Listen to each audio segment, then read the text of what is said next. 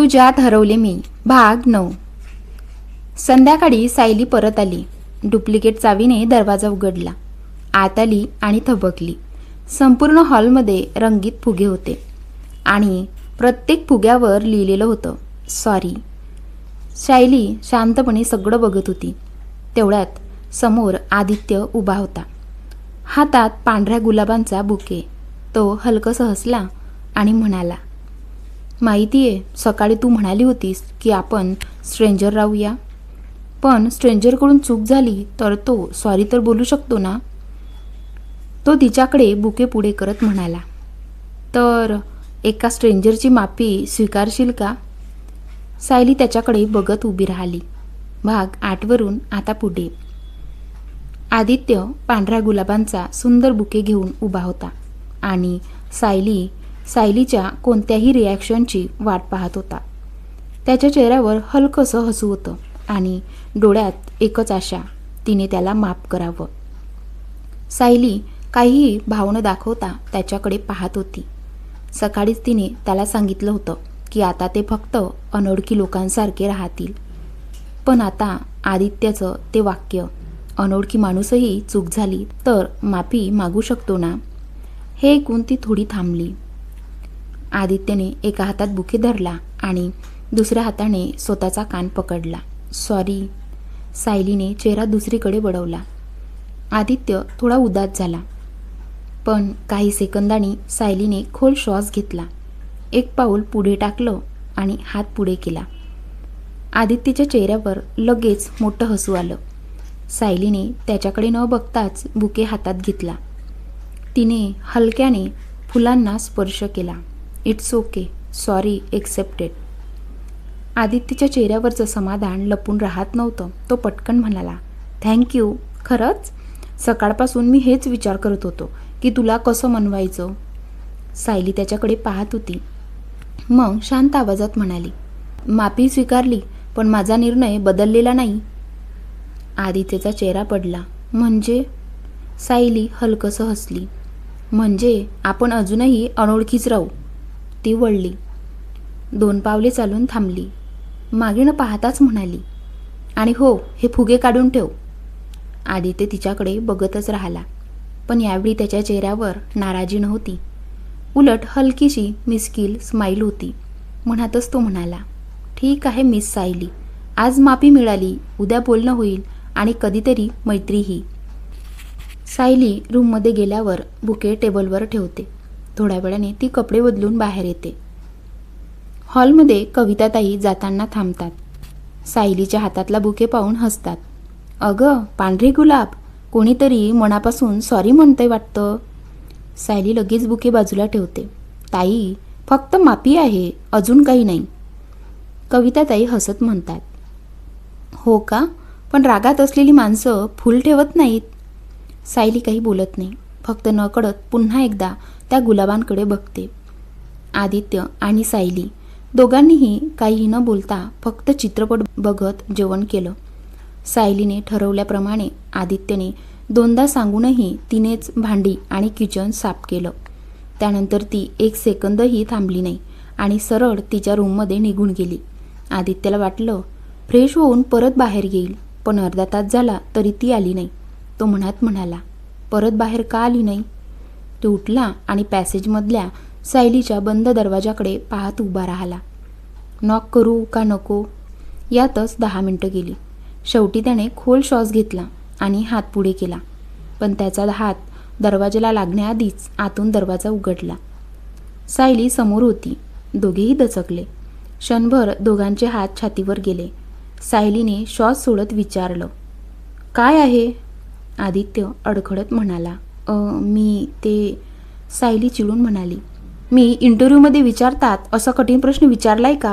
इथे काय करतोयस ते विचारते. आदित्य पटकन म्हणाला, नाही, फक्त विचारायला आलो होतो. तू बाहेर का आली नाहीस, इतक्या लवकर झोपलीस का. सायलीने एक भुवई उंचावली, पण काही न बोलता बाहेर आली. आदित्यही तिच्या मागे आला. सायली फ्रीज समोर उभी राहिली. फ्रीजमधून तिने मोठा आईस्क्रीमचा डब्बा बाहेर काढला. आदित्यने पाहिलं आणि त्याच्या भुवया वर गेल्या. सायली मोठ्या बाऊलमध्ये आईस्क्रीम काढत होती. ती म्हणाली, मी आईस्क्रीम कुणासोबत शेअर करत नाही. तुला हवं असेल तर तुझ्यासाठी वेगळं काढ. आदित्य हसला. Don't worry, me calories avoid करतो. सायलीने त्याच्याकडे असा कटाक्ष टाकला जणू म्हणते, हे मला ऐकवतोयस. आदित्य लगेच तिथून बाजूला झाला. ती रूममध्ये जाणार तेवढ्यात अचानक लाईट 2 सेकंदासाठी गेली. सायली थांबली. आदित्यने लगेच मोबाईलचा फ्लॅश ऑन केला. थांब, अंधारात पडशील. सायली काही सेकंद शांत राहिली, मग म्हणाली, थँक्यू. फक्त एक शब्द, पण आदित्यच्या चेहऱ्यावर हलकी स्माईल आली. लाईट परत आली आणि सायली पुन्हा रूममध्ये गेली. दाराजवळ थांबून म्हणाली, गुड नाईट. आदित्य हळूच म्हणाला, गुड नाईट. सायलीने आईस्क्रीम घेतलं आणि रूमकडे निघाली. ती जाताना आदित्यने हळू आवाजात म्हटलं, गुड नाईट. सायलीने ऐकलं, उत्तर दिलं नाही, पण दरवाजेजवळ थांबली. भिंतीच्या आडून म्हणाली, गुड नाईट, आणि आत निघून गेली. आदित्य हलकंसं हसला. जणू त्याला आधीच माहिती होतं की ती उत्तर देणार. दुसऱ्या दिवशीही तसंच झालं. आदित्य सकाळी जॉगिंगला गेला. जाताना जींना गुड मॉर्निंग म्हणाला. सायली 7ला उठली. कविताताईंनी बेल वाजवली होती. ती दूध घेऊन आत आली. आज आदित्य थोडा उशिरा आला, त्यामुळे दोघांची भेट झाली नाही. आदित्य आल्यावर सरळ रूममध्ये गेला. फ्रेश होऊन बाहेर आला तेव्हा सायली पूजा करून नाश्ता बनवत होती. त्याने लांबून गणपती बाप्पाला नमस्कार केला आणि किचनमध्ये जाऊन नेहमीच्या स्माईलने म्हणाला, गुड मॉर्निंग. सायलीने उत्तर दिलं, पण त्याच्याकडे न पाहताच. आदित्य शांतपणे बाहेर आला. सायली आणि कविताताई दोघी मिळून नाश्ता करत गप्पा मारत होत्या. सायली ताईंशी अगदी आधीसारखीच हसून बोलत होती. आदित्यला थोडं वाईट वाटलं. माझ्याशी मात्र आता ती अशी बोलत नाही. असं करत करत एक आठवडा गेला. सायली आणि आदित्यमध्ये फक्त गरजेपुरतंच बोलणं होत होतं. आदित्य प्रयत्न करत होता. सायली मुद्दाम अंतर ठेवत होती. कधी तो दोघांसाठी रात्रीचं जेवण बनवत होता, कधी दोघं मिळून घरासाठी सामान ऑर्डर करत होते. एकदा तर आदित्यने पुन्हा हात पुढे करून फ्रेंडशिपही मागितली, पण सायलीने नकार दिला. ती म्हणाली, पुन्हा मन दुखावलं जावं असं मला नाही करायचं. एक आठवड्यानंतर मंगळवार. सायलीला ऑफिसला लवकर जायचं होतं. तिने फक्त दूध प्यायलं.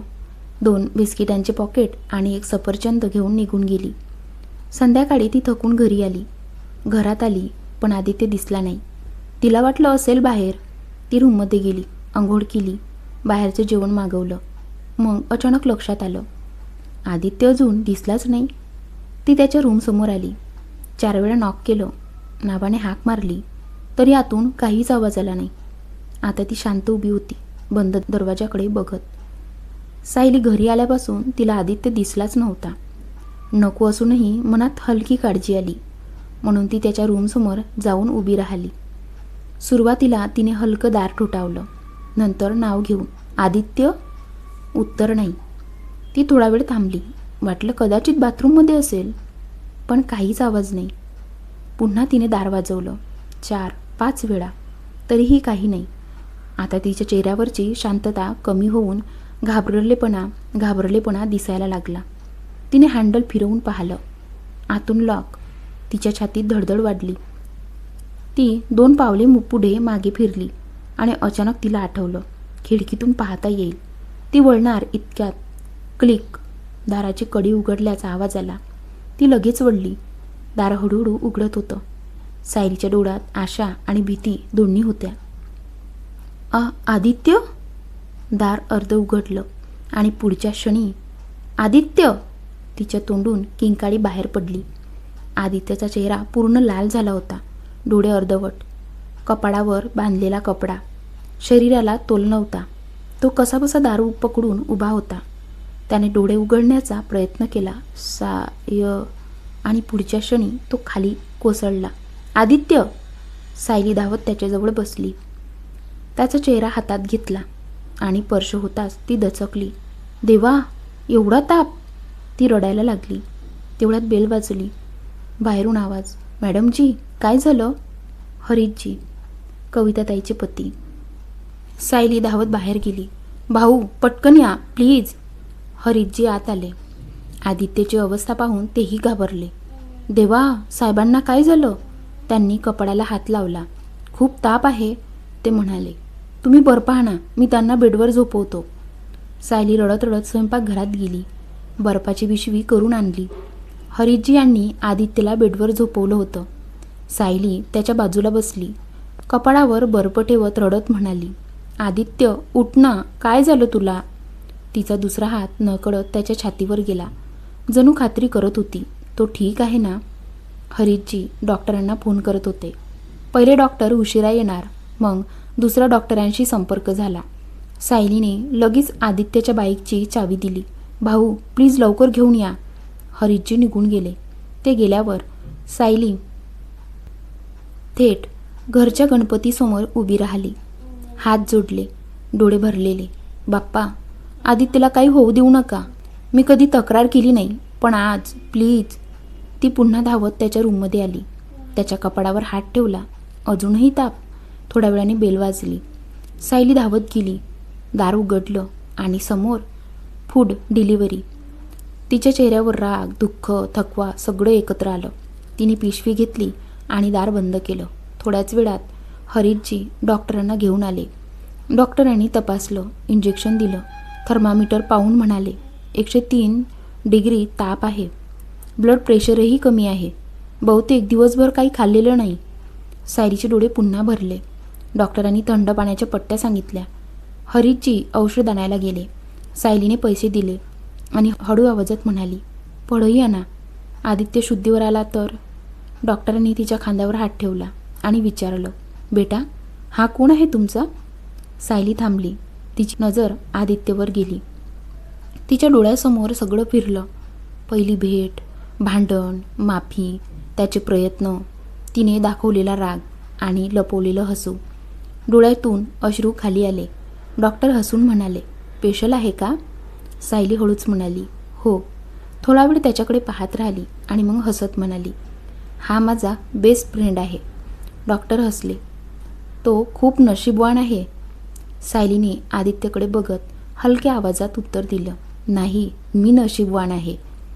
सायली आदित्यच्या कपाळावर थंड पाण्याच्या पट्ट्या ठेवत होती, पण तिचे हात थरथरत होते.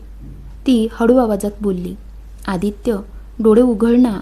तुला तर सगळं मॅनेज करायचं होतं ना, मग आता असं शांत का पडलायस? तिने हलकेच त्याचा हात हातात घेतला. तू रोज बोलायचा प्रयत्न करत होतास आणि मी मुद्दाम दुर्लक्ष करत होते, पण असं नाही पाहायचं मला तुला. तिच्या डोळ्यातून अश्रू पडून त्याच्या हातावर पडले. तेवढ्यात आदित्यने नकळत थोडी बोटं हलवली. सायली लगेच पुढे झुकली. आदित्य, ऐकू येते तुला? मी इथेच आहे, कुठेही जाणार नाही. पण आदित्य पुन्हा शांत झाला. सायलीने डोळे पुसले आणि मनात म्हणाली, देवा, हा ठीक झाला ना तर याला पुन्हा कधी दुर्लक्ष करणार नाही. आदित्यला तर सायलीशी आधीच मैत्री करायची होती, पण आता आदित्यला ताप आलेला आहे आणि त्यामुळे सायलीने सुद्धा आदित्यशी मैत्री केलेली आहे. तर मग ही आदित्य आणि सायलीची मैत्री हळूहळू प्रेमात रूपांतर होईल का? ते जाणून घेण्यासाठी पाहत रहा तुझ्यात हरवले मी. आणि आजचा पार्ट कसा वाटला ते पण कमेंट करून नक्की सांगा. आणि आजचा पार्ट आवडल्यास व्हिडिओला लाईक करा, चॅनलला सबस्क्राईब करा. चला तर मग भेटूया तुझ्यात हरवले मी या कथेच्या भाग 10 मध्ये. धन्यवाद.